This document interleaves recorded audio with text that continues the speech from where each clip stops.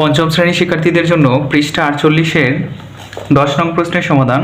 10 নং প্রশ্নে বলা হয়েছে, পঞ্চম শ্রেণীর 18 জন ছেলে ও 27 জন মেয়ের মধ্যে সমানভাবে ভাগ করে দেওয়ার জন্য সর্বনিম্ন কতটি চকলেট লাগবে।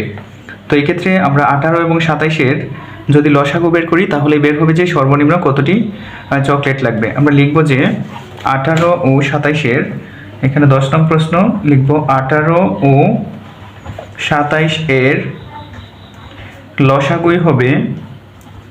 লসাগুই হবে সর্বনিম্ন চকলেটের সংখ্যা। সর্বনিম্ন চকলেটের সংখ্যা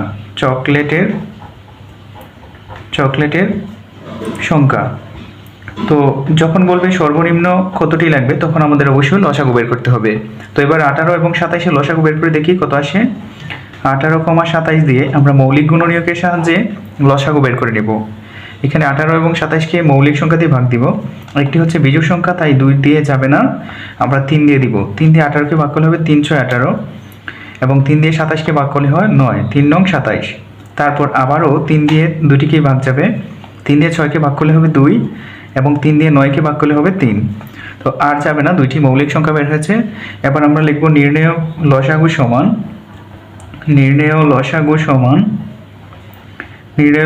সমান এই যে বাইরের যে সংখ্যাগুলো আসছে সবগুলো গুণ করে দিব।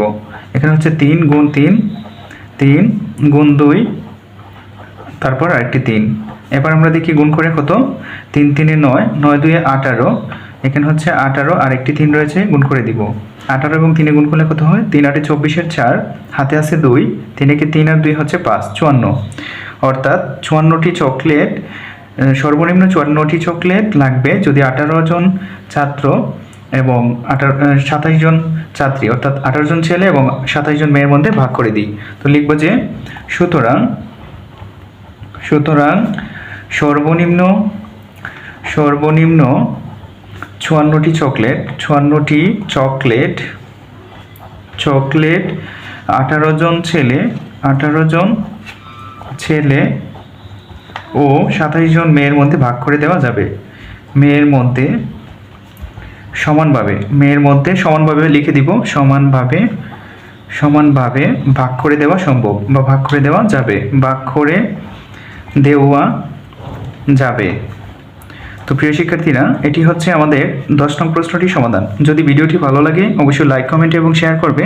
আর সম্পূর্ণ অধ্যায়টি সমাধান পেতে অবশ্যই প্রথম কমেন্টে দেওয়া ইউটিউব লিঙ্কে গিয়ে সম্পূর্ণ অধ্যায়টি সমাধান দেখে নেবে। ধন্যবাদ সকলকে।